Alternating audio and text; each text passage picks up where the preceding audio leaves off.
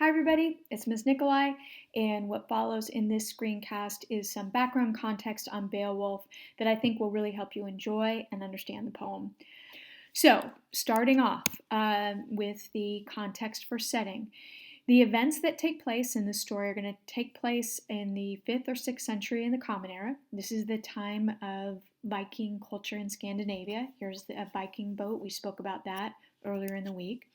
And this was a time where tales were told or passed down by oral tradition, by poets, scopes, or bards who would recite or sing epic poetry. So you can imagine yourself for your evening entertainment going to a mead hall and sitting around a great poet who would weave a tale, often accompanied by a harp. So, the same way that we might gather around a TV today in order to be entertained, individuals in this area around the 5th or 6th century would gather around this poet. Now, we do know that Beowulf was written down probably between the 8th and 11th centuries of the Common Era. We don't know who the author is, but we do know that this is the oldest epic written in English. So the same way that the Greeks have the Iliad and the Odyssey, in English there is Beowulf as its earliest version of an epic hero. And here's a quick recording so you can hear the poem in its original form, Old English.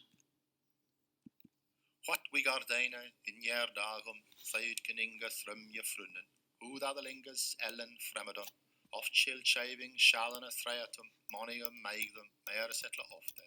Now you may notice that that sounds very different from modern English, and English has gone through many iterations over the years.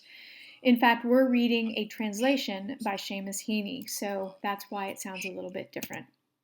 All right, the fact that it is telling the story of an adventure set around, say, the 5th or 6th century Common Era, but not written down until 1000, is going to mean that the story is going to be a blend of Norse or pagan mythology and Christian traditions. And here are some artifacts that reflect that as well. I love this runestone here, which was created in honor of Christianization of parts of Sweden. And you see the snake may be reminiscent of Jormungand, the epic snake in Norse mythology towards the end of the world, and also the Christian cross, which symbolizes Christ dying and eternal salvation in terms of the afterworld in the Christian tradition. So we're going to see references to Christian ideology, Cain, Abel, God Almighty, but we're also going to see reflections of Norse mythology, the mead hall, Valhalla. We're going to see heroes. We're going to see echoes of what would have been present in the Norse myths. All right, so back to the idea of Viking culture. Remember, we are in a society of raiders and traders. So Scandinavia would have consisted of small farming communities where individuals would often raid each other's communities and plunder for harvest, for armor, for gold, for precious minerals, sometimes even taking people as slaves back to their own communities. So it would have been common to have neighboring communities raid each other, and you want a strong king or ruler of the community so that people wouldn't attack you. One key thing from the discussion earlier in the week is the relationship between that leader of the community and the warriors that would fight on his behalf.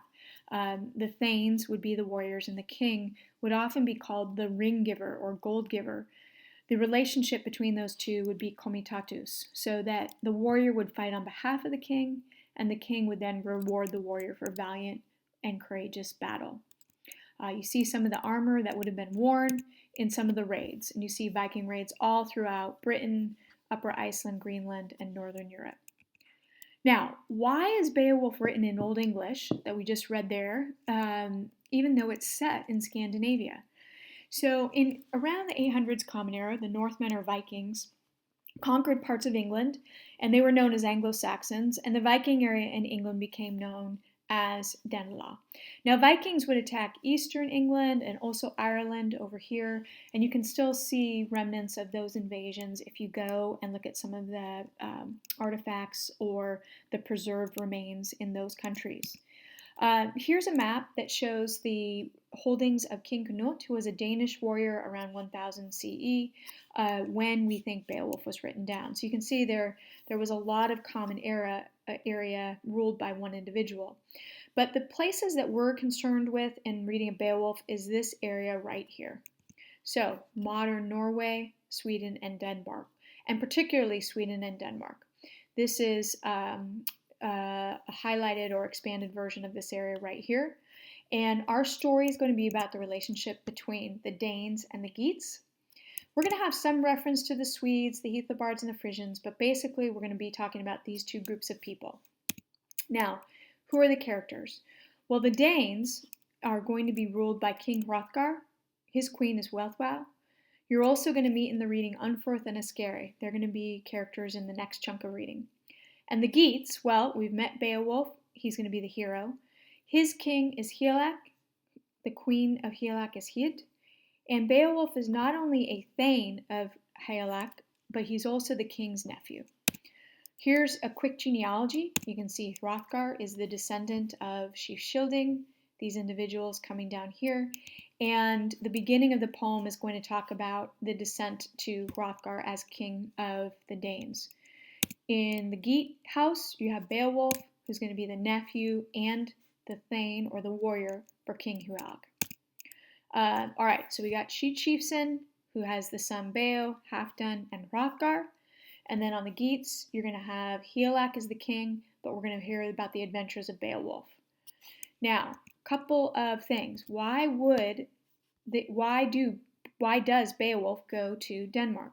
That has to do with this dude right here, a very scary monster. So even though Hrothgar is a good king and has set up a really nice hall in this area in Denmark, this monster dude is plaguing them. So they need a hero. That's what starts off Beowulf. But first, some style stuff. Wouldn't be an English class without it, and I want to point your attention to two quick things to look for stylistically in Beowulf. Now note, some style stuff. Remember what that literary device is? Repetition of initial sounds of words. You may remember that as alliteration. And overuse of alliteration in Anglo-Saxon poetry was considered high style. So we're going to see a lot of it. You might think of our tongue twister, Sally sold seashells by the seashore, try to say that fast, as an example of alliteration. In Beowulf, we'll see it in the Old English as, there was some blood brim welande. The repetition of the B's here is the example of alliteration. The translation, there was in blood brimming the water. See that B here. And that's a sign of a good translator, someone who can keep the alliteration. So when you come across that in reading the poem, try to mark that. Second thing, literary style-wise, I'd like you to look for kennings. Now, a kenning is a picturesque, metaphoric compound that stands for a simple noun. That's the official definition, but all you need to remember is that it is a riddle. Here are some examples. You have the Old English, Balduma, Rand, Boundhouse, translated to Battle Light, Whale Road, Bonehouse. What are those? Can you figure out what they stand for? Let me give you some clues. Now can you get it? Pause the screencast if you want to think about it for a second.